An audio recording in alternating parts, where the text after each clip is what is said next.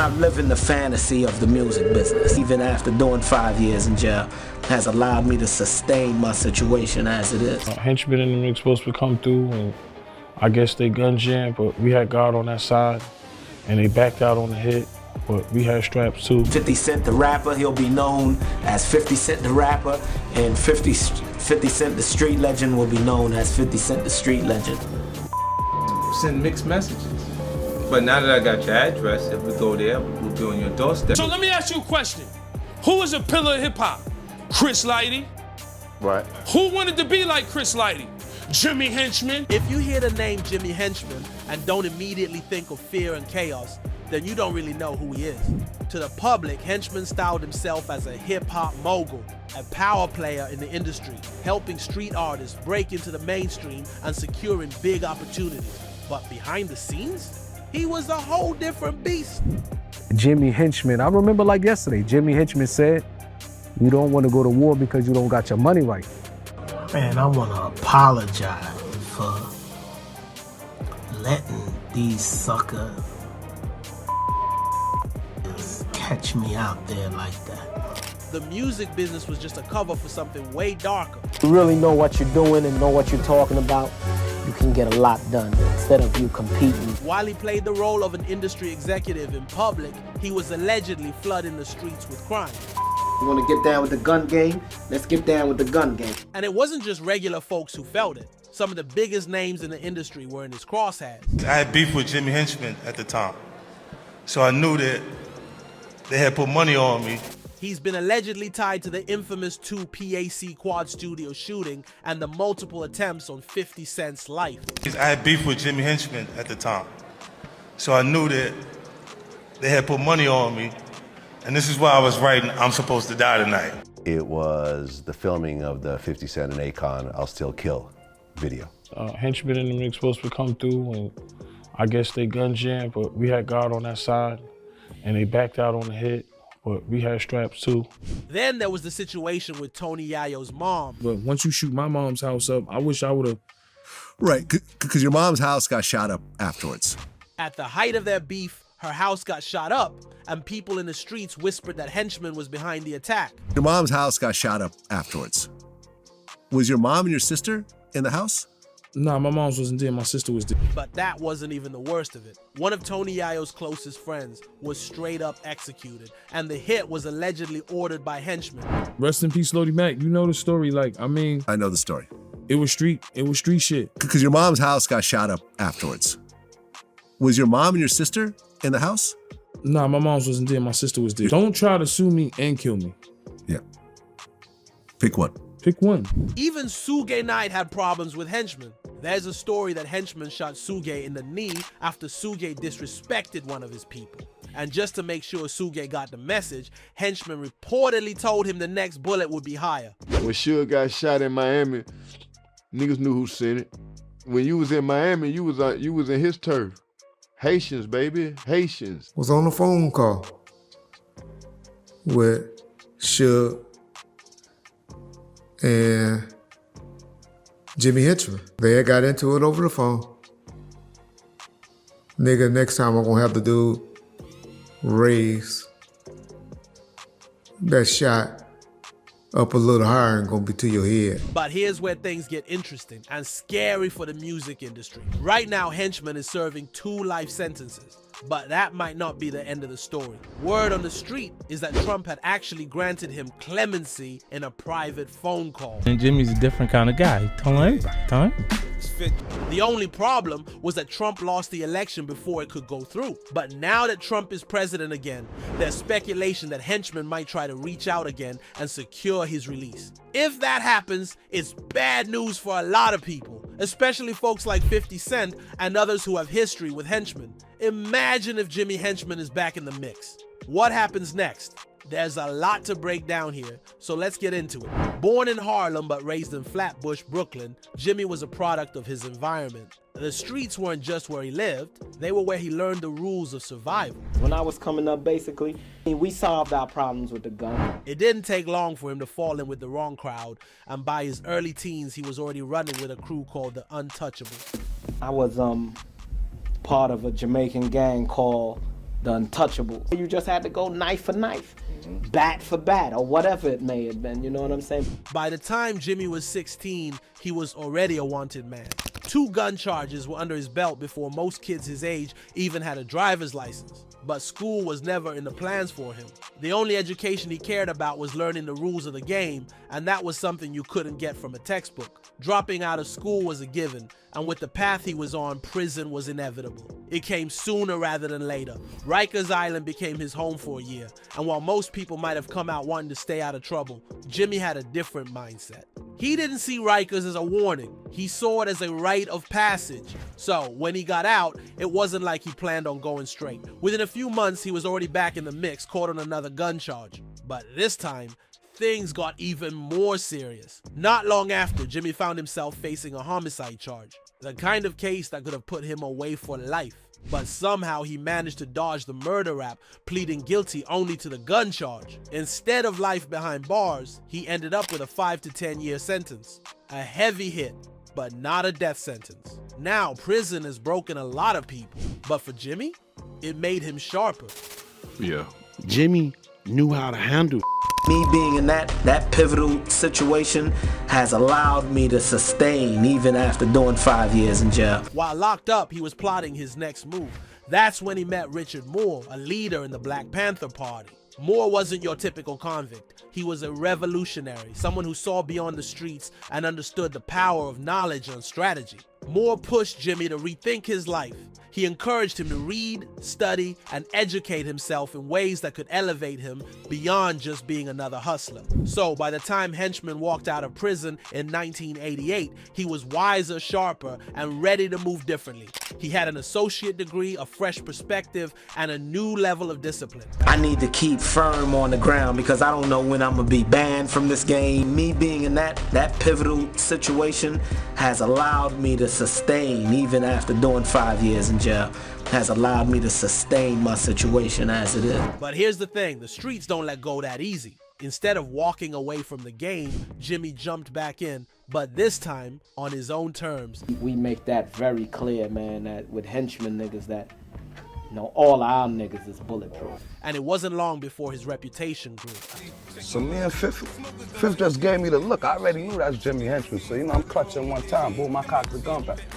And then one of his homies introduced him to the music industry, and that's when everything shifted. What's up next for you after this project? Forward, up, faster, bigger, taller. I got things that's in front of me, but... Around this time, Tupac Shakur was becoming one of the hottest names in rap. Me and Tupac was pretty much friends. We were good friends to a certain extent. He wasn't the global icon he'd later become, but anyone paying attention knew he was on the verge of blowing up. Jimmy saw an opportunity and wanted to manage Pac, but Pac wasn't interested. The rejection didn't sit well with Jimmy, and what happened next changed the course of hip-hop forever. Henchman was tight with Haitian Jack, a notorious figure in the streets. Pac met Jimmy through Jack, despite warnings from Biggie to steer clear. Back then, Biggie and Pac were cool, but the introduction of Haitian Jack and Jimmy Henchman into Pac's circle marked the beginning of the end for their friendship. Pac wasn't interested in Jimmy's management, but Henchman still found a way to do business with him. Jimmy allegedly offered Pac $7,000 to feature on a track for his artist Lil Sean. At the time, Pac was dealing with an expensive SA case and needed the money, so he accepted. On the night of the recording, Pac rolled up to Quad Studios in Times Square with his crew, including his friend Stretch. Puffy and Biggie were upstairs in the same building, but Pac never made it to them. As soon as Pac walked into the studio lobby, 3 gunmen ambushed him. They shot and robbed him, leaving him wounded and furious. It's December 1st, 1994. The rare, raw footage of Tupac Shakur in a wheelchair the morning after he was shot. Pac believed it wasn't a random robbery. He was convinced it was a setup. Tupac was there to get robbed. He owed Jimmy Henchman some money. He was shot numerous times, at least twice in the head. Gunmen entered. They demanded jewelry and cash. Tupac initially resisted. Then he was shot 5 times. He publicly accused Puffy, Biggie, Henchman, and others of orchestrating the attack. That night sparked the infamous East Coast verses. West Coast feud, a beef that would ultimately claim the lives of both Pac and Biggie. Pac didn't hold back. On his track Against All Odds, he directly called out Henchman with the lines, "Promise to pay back Jimmy Henchman in due time. Set me up, wet me up, dude stuck me up. Heard the guns bust, but your tricks never shut me up." I mentioned, promise to pay back Jimmy Henchman in due time. I know you bitch niggas is listening. For years, Henchman denied any involvement. Did you or did you not have anything to do with him being robbed or shot at Quiet Studios in 1994? Absolutely never even knew about it, never heard about it. But in 2011, a man named Dexter Isaac, an old associate of Jimmy's who was serving a life sentence, came forward with a bombshell claim. Isaac said Jimmy had paid him $2,500 to rob Pac, and he even let him keep all the jewelry they snatched except for one ring that Jimmy wanted for himself. Isaac also claimed that Stretch, Pac's close friend, was in on the setup. Jimmy allegedly gave Stretch a quarter brick of cocaine as payment for lining Pac up. A year after the robbery, Stretch was killed in a drive-by shooting. Pac addressed the betrayal on Against All Odds, rapping, "And that dude that was down for me, resting dead." Switched sides, guess his new friends wanted him dead. Despite Isaac's confession and Pac's accusations, Henchman continued to deny everything. They can dig up whatever they want to dig up. And I've been very firm in what I've said to people. It's that I had nothing to do with it. However, during a confession in an unrelated drug case, he allegedly admitted to being involved in the Quad Studio shooting. Still, no charges were ever brought against him for the incident. One thing that I refuse to be is niggas' heroes. I refuse to be that for these faggot niggas. You know? That's straight. But Jimmy wasn't done making waves in the hip-hop world. His next major beef would be with 50 Cent and G-Unit, and it was even more explosive. Their feud led to shootings, violent assaults, and the murder of one of 50's close associates. This war with 50 Cent ultimately resulted in Jimmy receiving his second life sentence. By the early 2000s, Jimmy Henchman was making serious moves in the music industry, managing big names like The Game. At the time, The Game was one of the hardest rappers out, and he had just signed with Dr. Dre, who then connected him with 50 Cent. On paper, this looked like the ultimate power move. 50 was on top of the world with G-Unit, and Dre's involvement gave The Game instant credibility. For a moment, it seemed like these two would dominate the rap game together, but things didn't stay smooth for long.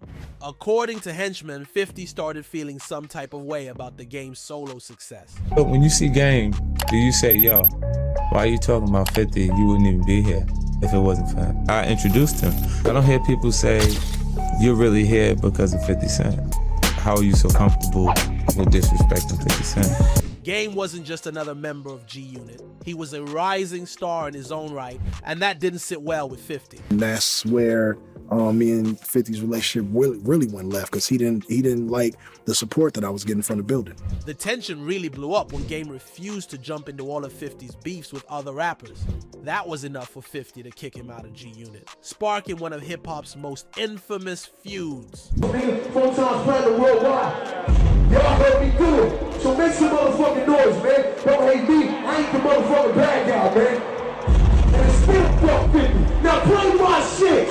Most fans know about the legendary beef between 50 Cent and The Game, including the time it escalated into a shootout in New York. The next time you heard of me and 50 anything was having a shootout at Hot 97 in the snow.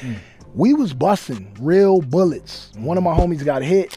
But what many people don't realize is that there was another, even darker layer to the story. A personal war that would eventually drag Henchman and his family into the mix. So, unfortunately, I was in a situation that I believe, I should have been in. I didn't deserve that. In 2007, things took a shocking turn when 50's right-hand man, Tony Yayo, and another G-Unit affiliate, Lodi Mac, ran into Henchman's 14-year-old son, known as Lil Henchman, on the streets. According to rumors, Lil Henchman was rocking a G-Unit shirt, a direct diss to 50 Cent's crew. That didn't sit well with Yayo and Lodi, who decided to confront the kid. The confrontation turned ugly fast. The two allegedly pushed the kid up against a wall, and Yayo started slapping him. Slapping who? Jimmy Henchman's son. Then Lodi took it a step further by pulling out a gun and pistol whipping the teenager. It was a brutal and unnecessary move, especially since they were dealing with a minor. No, I didn't deserve that. Anybody who know me, I'm 14. If I slap your kid, you gonna go all out too. It's the streets. You know, rules got violated, and it is what it is. Both Yayo and Lodi were arrested for the assault. While Yayo's charges were eventually dropped, Lodi pleaded guilty to aggravated assault and was sentenced to a few years in prison. The assault on Lil Henchman didn't go unanswered. Before Yayo even went to court, someone shut up his mother's house. Most people in the streets believe this was Henchman's way of sending a message. While no one was hurt in the shooting, it was a clear escalation in the feud, and it marked the point where things went from petty beef to something far more dangerous. Because your mom's house got shot up afterwards. Was your mom and your sister in the house? Nah, my mom's wasn't there, my sister was there. Meanwhile, the war between G-Unit and Henchman's camp continued to heat up. That same year, Henchman allegedly made an attempt on 50 Cent's life. You don't have to address a rapper with killing him. You know what you're gonna do? You're gonna write a rap about it. 50 was on the set of his music video for I'll Still Kill, a collab with Akon, when Henchman's crew rolled up. Armed with silenced guns, they were reportedly ready to start shooting. But before they could even get out of the car, one of the guns accidentally went off. The noise spooked them, and they ended up leaving the scene. It was the filming of the 50 Cent and Akon I'll Still Kill video. Henchman and them were supposed to come through, and I guess they gun jammed, but we had God on that side. And they backed out on the hit, but we had straps too. If that gun hadn't gone off, the situation could have turned into a bloodbath. Everyone in 50's camp was armed, so a shootout seemed inevitable. Fortunately, the mishap prevented any loss of life that day, but it showed just how far Henchman was willing to go in this escalating war. But this was just the beginning of the chaos Jimmy Henchman unleashed on Tony Yayo and 50 Cent. But what Henchman is always gonna be you, suck. You shot my mom's crib up, nigga. Jimmy was driving down Manhattan's West Side Highway and decided to take his hand off the wheel to grab his gun. As he was passing by 50 Cent's building, he was ready to fire, but he had to stop when he noticed some cops tailing him. That failed attempt didn't deter him though. Jimmy got even more creative and sinister. He actually planned to blow up 50 Cent's bulletproof van. Knowing the cars were bulletproof, he figured an explosion might be the only way to get to 50. Jimmy's final attempt on Yayo's life was when he saw Tony Yayo's Bentley parked and decided to spray it with bullets. But, as luck would have it, Yayo was sitting inside his bulletproof van parked just behind the Bentley, so he escaped unharmed. You know, my issue was really more with Jimmy Henchman. And then, you know, as we leave and I left Apollo, I'm around the corner, my Bentley got shot up, but luckily I was in my bulletproof truck behind the Bentley. There were even rumors that Henchman had something to do with 50's house being burned down, though no concrete evidence ever surfaced to prove it. Still, the tension was at an all-time high, and both sides were clearly out for blood. Things reached a boiling point in 2009, shortly after Lodi Mack was released from prison. Just 2 weeks after getting out, Lodi was gunned down in the middle of the street in the Bronx. The murder sent shockwaves through the streets, and all eyes immediately turned to Henchman. The murder was meticulously planned by Henchman and his associates. They got information about Lodi Mack's release and movements. When they initially tried to identify him, they missed him, but they persisted. Eventually, they found out who Lodi Mack's lawyer was and called the lawyer, pretending to be a friend of a close associate, Biggie. They told the lawyer that Biggie had asked them to look after Lodi Mack now that he was out of prison. Lodi Mack, grateful for the supposed help and thinking a friend was looking out for him, agreed to meet up with them. Tragically, this led to his demise. It didn't take a detective to put 2 and 2 together. Lodi had assaulted Henchman's son, and now he was dead. Another guy affiliated with G-Unit. What was his name? The guy who got killed later on? Yeah. Yeah, I don't remember. I didn't take part in Lodi Mack. For years, the murder went unsolved, though everyone seemed to know who was behind it. While investigators were busy piecing together the murder of Lodi Mack, Jimmy Henchman found himself facing another set of serious charges that would eventually seal his fate. At one point, I found out that Jimmy had an open gun case down in like Virginia or Carolinas. I think it was Virginia. I called the agent and I said, hey, listen, this guy's like a fucking problem. And could you trigger lock him, which is a federal gun charge. In 2010, Henchman was hit with charges of cocaine trafficking, money laundering, and witness tampering. Prosecutors alleged that Henchman wasn't just dabbling in the drug game, he was running one of the largest operations in the country, pulling in over $11 million a year. His crew operated on a coast-to-coast level. They'd ship cocaine from Los Angeles to New York, where it would hit the streets, and then the cash profits would make their way back to LA. But Henchman wasn't about to take unnecessary risks by using personal vehicles or obvious methods. Instead, his crew got creative. They would pack the drugs in boxes, cover them with mustard to throw off drug-sniffing dogs, and ship them through FedEx and UPS. It was a bold and efficient system, but it didn't last forever. Was actually found guilty this summer of drug trafficking, and he's in a detention center right now. Could be facing life in prison. I know that must be really tough. Very tough. When the feds finally caught up with Henchman, they made sure he paid the price. He was sentenced to life in prison, with the judge describing his crimes as astonishing in their breadth, duration, and intensity. But Henchman's legal troubles didn't stop there. While serving his time for the drug charges, Henchman was officially charged in 2012 for orchestrating the murder of Lodi Mack. The evidence against him was overwhelming. Several of his own shooters flipped on him, providing detailed testimonies, and there were more than 35 witnesses lined up to testify. By 2014, Henchman was found guilty and received yet another life sentence. Don't focus on all the stuff that's happening outside these walls. You know, of course, there's gonna be a lot of people talking. There's gonna be a lot. One of the reasons Henchman went down so hard was because members of his crew started snitching. I just stopped past with a little message for anyone who may or may not be interested in. Came to my doorstep and threatened, you know, jail time, wanted me to testify, go to New York and do all this. Ironically, rumors swirled that Henchman himself had been cooperating with law enforcement long before his own arrest. Nigga said he was a rat. He told on niggas in the 90s.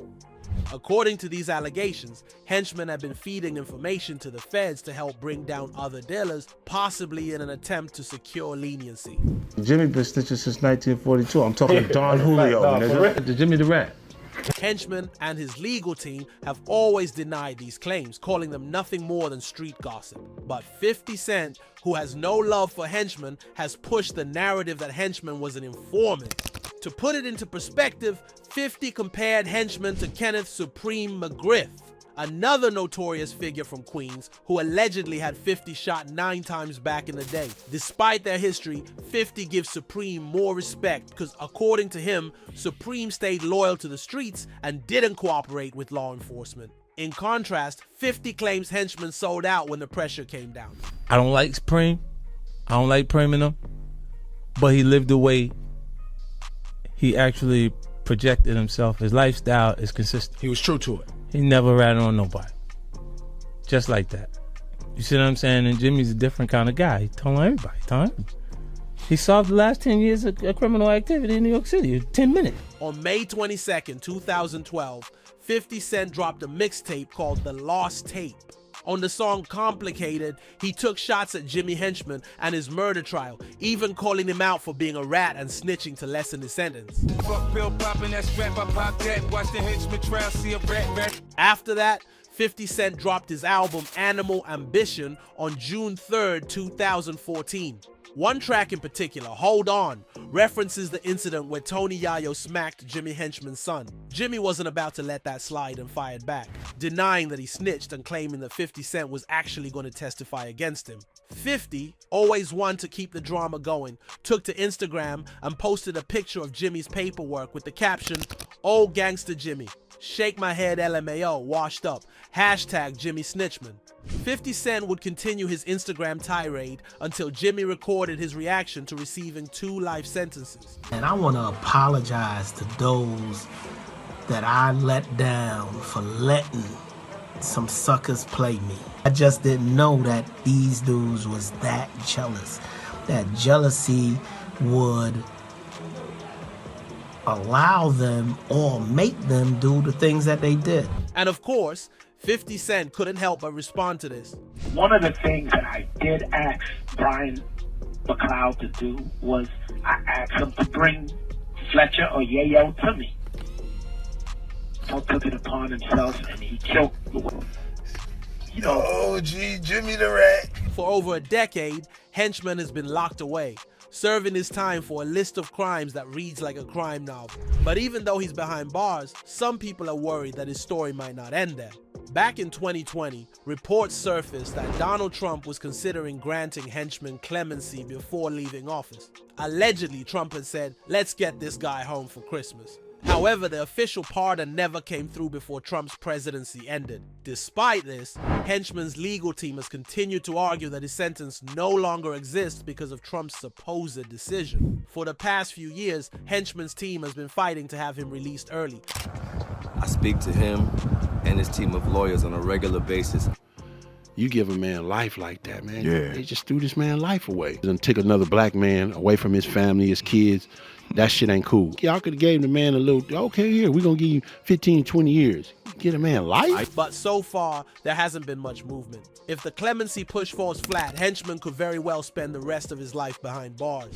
Still, the idea of Henchman walking free sends chills through the hip-hop world and beyond. When you check your gun, you check that gun extra when you walking out that house. You know what I'm saying? His reputation for settling scores is legendary. And if he were to get out, anyone who crossed him might find themselves in his crosshairs.